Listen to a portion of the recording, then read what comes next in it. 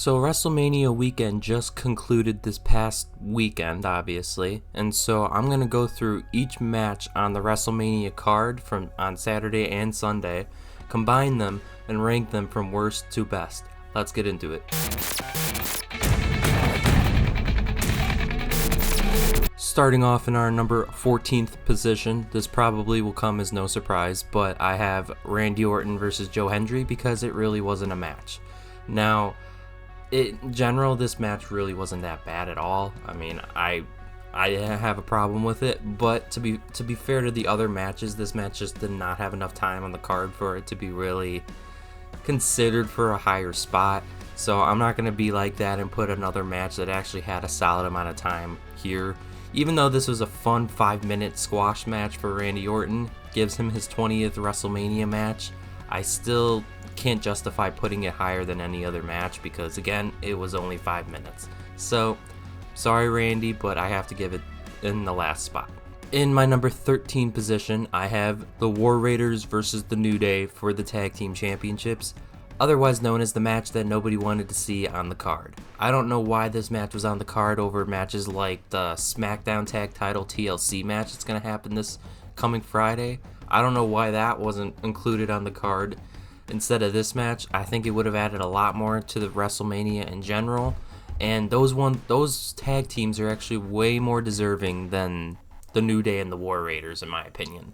And so, truthfully though, I did not really find much enjoyment in this match. I mean, it was a solid match, but again, it's a match that should have just happened on regular Monday Night Raw. And what didn't help this match is that it followed that really bad Jey Uso versus Gunther match. So that didn't help either.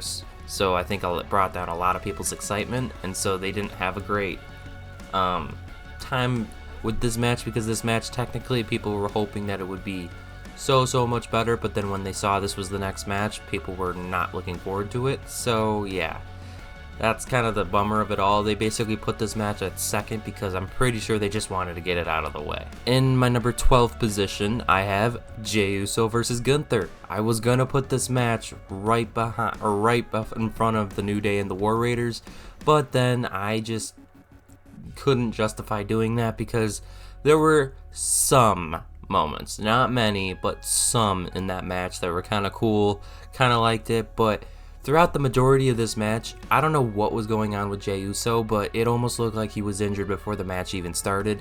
Go back and watch it. Jey Uso was basically clutching his right arm, right wrist, something like that, almost the entire match, and they were not writing it in as an injury throughout the match or something like that.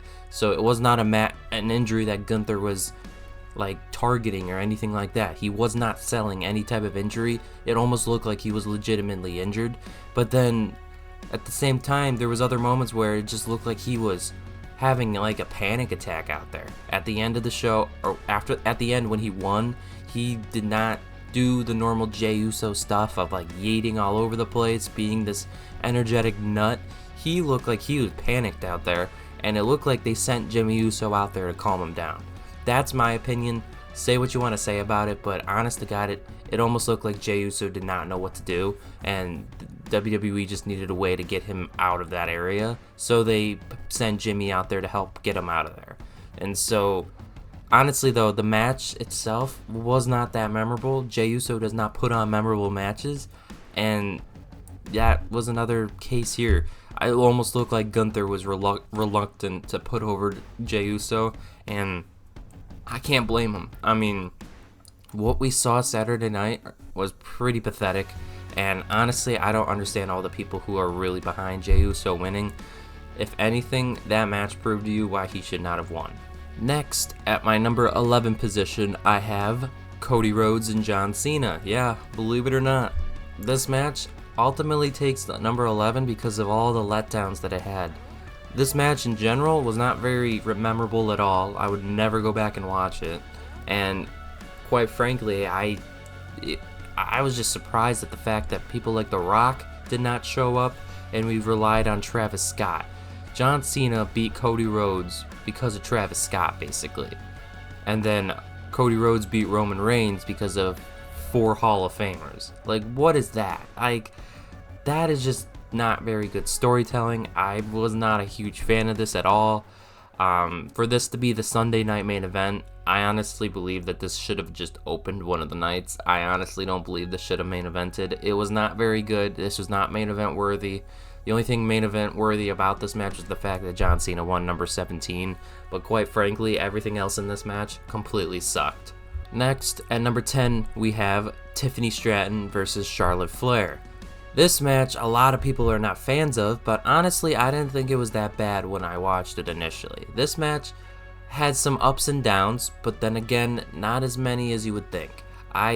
Quite frankly, I thought Charlotte Flair was kind of carrying Tiffany throughout this match, and I've seen some other people saying the complete opposite, that Tiffany was carrying Charlotte. I didn't see it that way. I kind of saw it as Charlotte Flair, a return to form for her, and honestly, I thought Charlotte looked really, really good in this match. Tiffany Stratton, I think, was good at certain points, but at times it kind of looked like it was almost as if she was in over her head, being in this environment already in her career.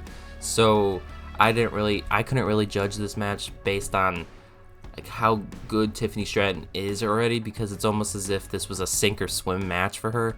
Kind of like what Rhea and Charlotte were back at WrestleMania 39. It's basically the same damn thing, but Charlotte Flair put over Rhea way better than she put over Tiffany Stratton in this match, and I don't blame Charlotte at all for that. I think Tiffany Stratton did not rise to the occasion the same way Rhea Ripley did, so for that reason alone, I'm not gonna give this match a huge rating, but at the same time, you gotta give it some respect. I think this is where we get to the point where matches are a little bit more respectable. It definitely deserved to be on the card, and so did all the other ones, but except New Day and War Raiders, but honestly, this is where it starts to get a little bit better. I would probably rank this a tier above the other ones. At my number 9 position, please don't hate me for this, but I have Jade Cargill versus Naomi. Personally, I did not find this match very memorable in the slightest. I remember it being a solid match, okay? I'm not saying it wasn't a solid match, but I just was not blown away by anything that happened in the ring. They basically had the tough task of reigniting the crowd, because the crowd had basically lost all of its spark on night one. I feel like Jey Uso and Gunther was a massive letdown, and then you had the New Day and the War Raiders, and then that was obviously going to be a letdown, and then it followed Jade and Naomi followed those two. Yeah, honestly, these two just had the unfortunate task of basically having to try to get the crowd back into it, and they kind of succeeded at that, but at the same time, not so much. So yeah, I can't really justify giving them any higher of a rating. I mean, Jade looked solid, Naomi looked good. I mean, there's not much to it. This is where I think another tier, you kind of jump another tier. Yeah, I have no complaints about this match, but as I said, it was just not as memorable as the ones that follow. Next, we have the Women's Tag Team Championship match between the champions Liv and Raquel versus what was supposed to be Lyra and Bayley, but then Bayley got injured on night 1, supposedly, and Becky Lynch replaced Bayley. This, honestly, Becky Lynch's return kind of just carries this ranking for me, even though it was a really good match. It had a memorable moment in Becky Lynch returning, and yeah, I had no problems with this match, honestly. I thought it was a fun match, and then the fact that Becky and Lyra beat them, won the tag titles, and then the Monday Night Raw after, Liv and Raquel win the titles back immediately, and Becky turns heel on Lyra, and that's basically going to help Lyra so damn much in terms of getting over. I think Becky's going to go after the IC title, obviously, so I think this is a fantastic way to start the road to WrestleMania 42. I mean, I thought it was a phenomenal way to do it, and I have no complaints about the way it was done. It was a solid match all in all. I remember it being a really good match in terms of this was probably the one that people expected to not be as good as like the rest of the card, and it actually delivered. I didn't think it was that bad. I thought it was pretty good. I think it was better than the John Cena and Cody Rhodes, as I showed you. And I'm talking on Sunday night too, by the way. In my number 8 position, I have LA Knight versus Jacob Fatu. And this match, in my opinion, is entirely like the Liv Morgan, Raquel versus Becky and Lyra match, but a little bit more memorable. And by a little bit more memorable, I meaning the Jacob Fatu winning the actual belt. I think this is going to be so cool to see Jacob Fatu with the US Championship. There are so many feuds, so many matches that I think Jacob Fatu is going to do phenomenal in, and I am so excited to see what they start with, because there are so many areas you can start. You could easily start with LA Knight getting the rematch against Jacob Fatu. I could easily see them doing that. That might be on Friday night. He gives him his rematch right away, and Jacob Fatu wins. Who knows? But either way, I really do feel like this is just going to be a solid run for him, and I'm just excited to see what comes, because again, Jacob Fatu is one of the, if not the biggest rising star, and so I am so excited to see how this run goes for him, you know. And then on the other hand, this match also delivered one of the best spots of the entire night. Both nights combined, one of the best spots in Jacob Fatu doing his patented moonsault, and then LA Knight catching him in a BFT. That was such a really cool spot. And then Jacob Fatu having the no-thal to actually grab the bottom rope, showing how LA Knight's move really did affect him. I was so like blown away by the actual like in-ring knowledge that they just kind of showed at that point, you know. Sometimes matches get sloppy, and so that wasn't a sloppy like move or spot, whatever you want to call it. It was done really well, and so that's kind of what this match was. It's just a match that was done really well. It was a really good match, and yeah, I have nothing else to say about it. It was just a damn good match.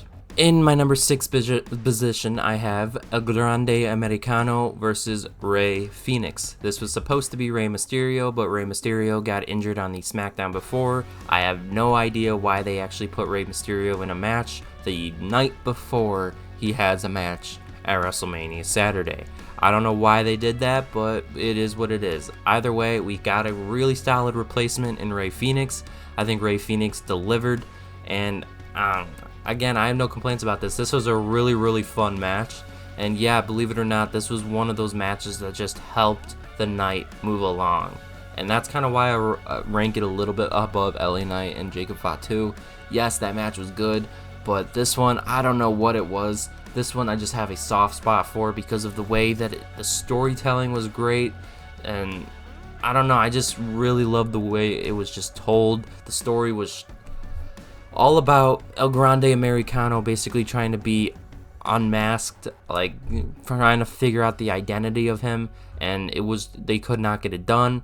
And Rey Fenix had a spot where he went on the top rope and basically tried to kick El Grande Americano in the face. He did that, but then he basically injured his foot because El Grande Americano put the stone or whatever in his mask.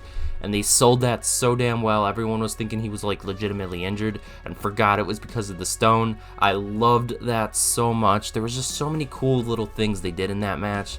And yeah, say what you want to say about El Grande Americano. I absolutely love this character, and it just is something different that they are exploring in the work of Chad Gable, I guess you can call it. Whatever you want to call it, it's been fun work. It's been a fun watch to see this character rise. And even Rey Fenix, he did a really solid job in his first WrestleMania match. And this was on the spot, so they had to basically rewrite his entire match the day of. So kudos to Rey Fenix for filling in for the Hall of Famer Rey Mysterio. In my number 5 position, I have AJ Styles versus Logan Paul. Now, say what you want to say about Logan Paul, but this match, honestly, I thought it was a really damn good match. I mean, I don't think it got as great a reception when it was happening, but honestly, I couldn't justify putting this match any lower than where I have it right now. You know, it's like every other match that I've already gone through were not better than this match. So I have to give this match its praise. I mean, this match was just damn good. So damn good.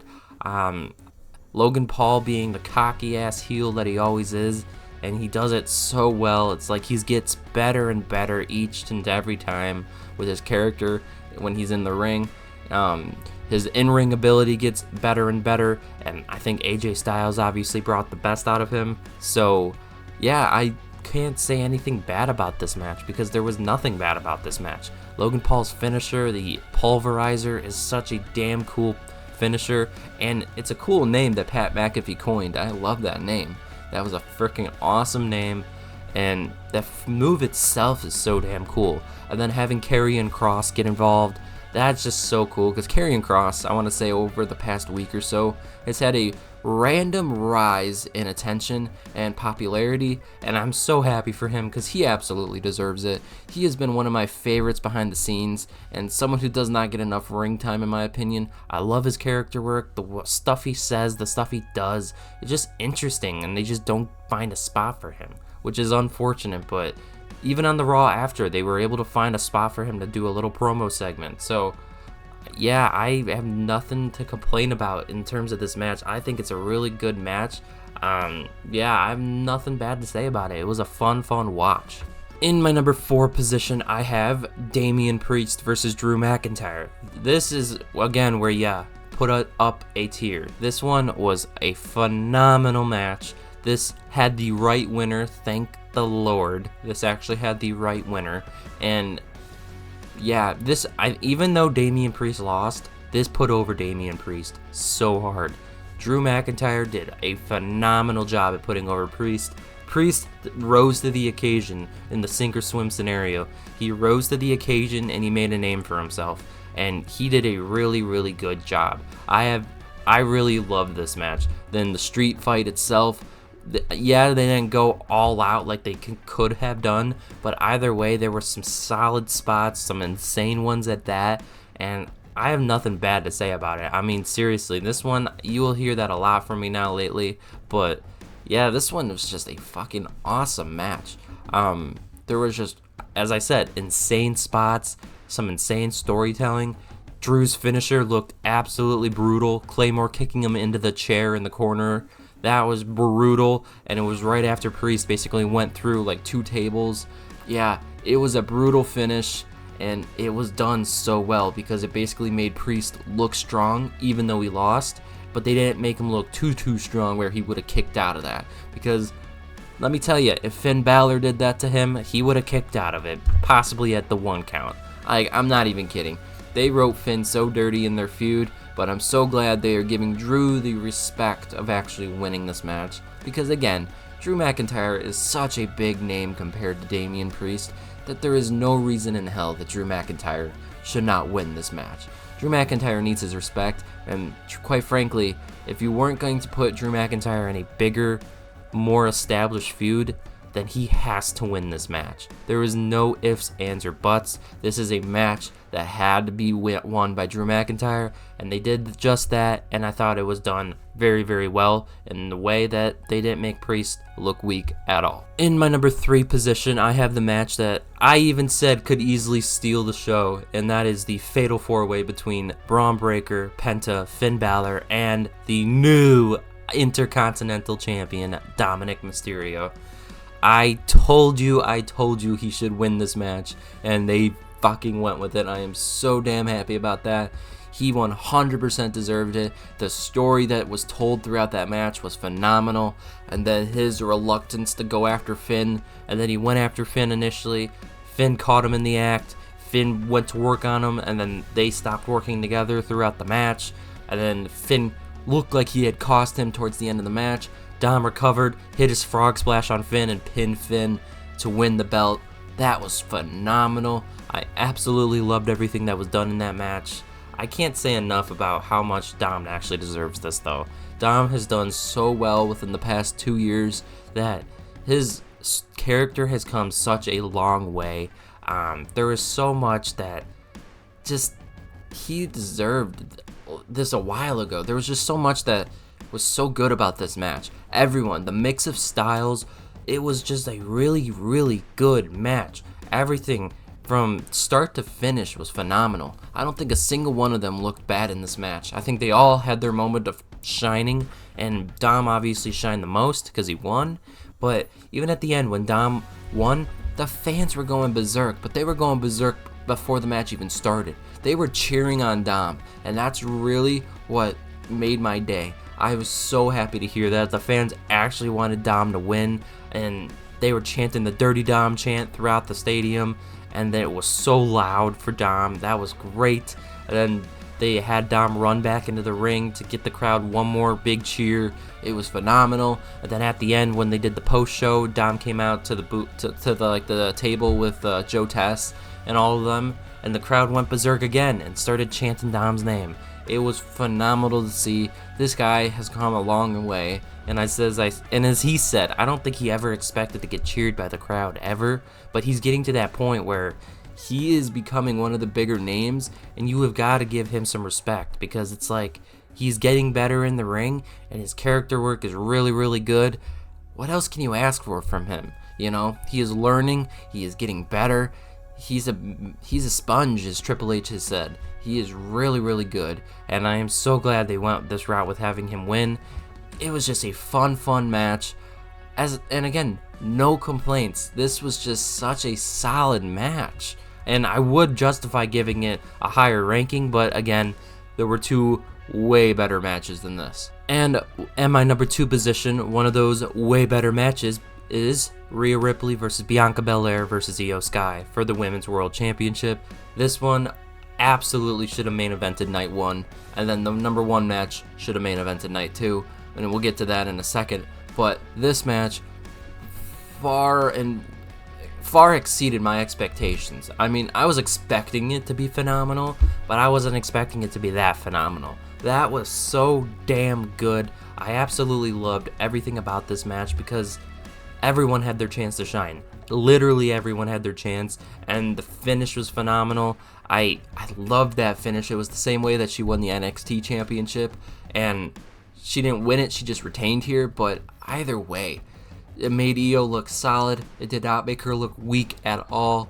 Bianca Belair did not look weak. Rhea Ripley did not look weak. All of them had their moment of shining, and I just can't say enough about how good these three are. These three are the top in the women's division, and I can't put anyone else up there. These are the top 3 in the women's division today. And if you want to argue with me, go for it. I don't really care. Yes, you can easily include Liv Morgan in here, but the way that she is being booked right now, I would not say she is the top.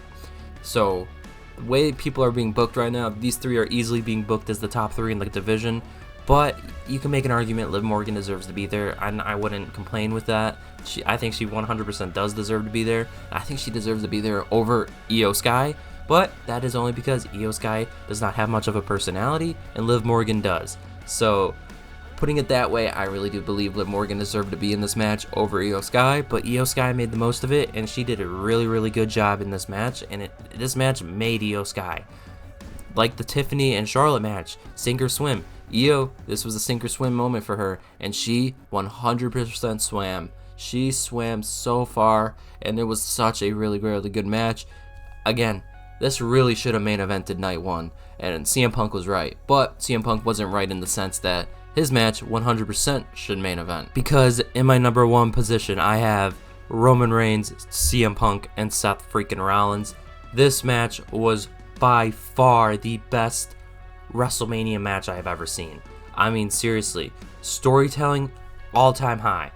In-ring ability, all-time high. These 3 laid it out there. This was one of, if not the best match of every single one of their career. I'm not even kidding. This is definitely CM Punk's best match of his career. This is definitely Roman Reigns' best match of his career. And I very well could say this is Seth Rollins' best match of his career, but almost every match of Seth Rollins is his best of his career, so that's hard to say for Seth, but the other 2, 100%, this was their best matches of their career. And Roman Reigns came in absolutely shredded, the best shape of his life, I want to say. He looked phenomenal, and say what you want to say about him being a part-timer, he puts in the work, and he shows up every time that he does. And he showed up at WrestleMania. He 100% showed up and showed out. It was a phenomenal match, and this one should have easily main evented night 2. I'm not kidding. I don't know why the first 2 matches here did not main event night 2, or night 2 and night 1. These 2 should have been the main events, and I don't know why they weren't.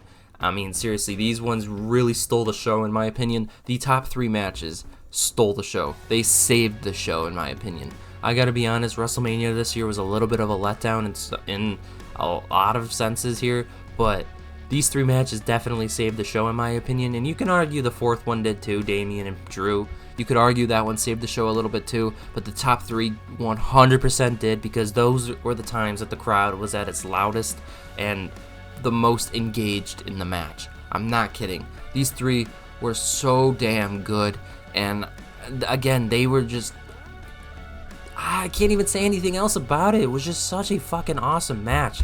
And in my opinion, I mean, I've seen a good amount of WrestleMania matches, and it's way too early to tell right now, but honestly, I'm at that point where I almost want to give this the best WrestleMania match of all time. I mean, it is up there. I want to say it is within the top 5 already.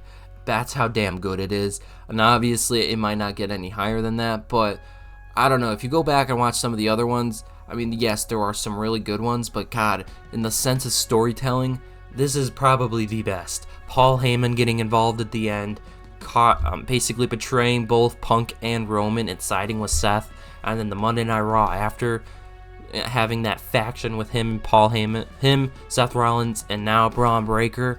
Holy cow. Like, they are feeding us. This is a phenomenal feud going on. I mean, this is the feud, this is the money feud that's been going on, and it's not even for a belt. It's for Paul Heyman, basically. That's how damn good this match is, or was, I should say, and I, again, have nothing bad to say about it. It was the best match of the whole damn WrestleMania, and them 3 just showed out. And then Paul Heyman even showed out. Paul Heyman is one of the best of storytelling of all time. He is one of the best at the storytelling aspect of things, and just wow. Yeah, this match was just absolutely phenomenal in my opinion. Now I'm gonna leave this match up here because, again, this one was so damn fun, so damn awesome, and I gotta give this match more praise because it doesn't get enough in my opinion, even though it's definitely considered the best match of the night. Either way, though, I would love to hear what you guys have to say about my tier ranking here, or my match ranking, whatever the hell you want to call it. I would love to hear what you guys have to say about it, and please tell me down below if I was an absolute idiot. I'll be sure to not hurt some of your guys' feelings, because it seems like a lot of you guys can't take a joke, or can't handle a rebuttal, because yeah. I'm definitely get a little bit rude at times. I won't deny it, and I am sorry if I definitely hurt your feelings, okay? I'm not aiming to do that, but again, guys, it's just a fun thing to do. I'm not aiming to hurt anyone's feelings, so if I have, I'm sorry. I don't mean to do that, but either way, I really would love to hear what you guys have to say down below, and please comment down below if you really loved some of these matches. If you hated WrestleMania this year, I will be sure to get back to you, and yeah, until next time, I'll see ya.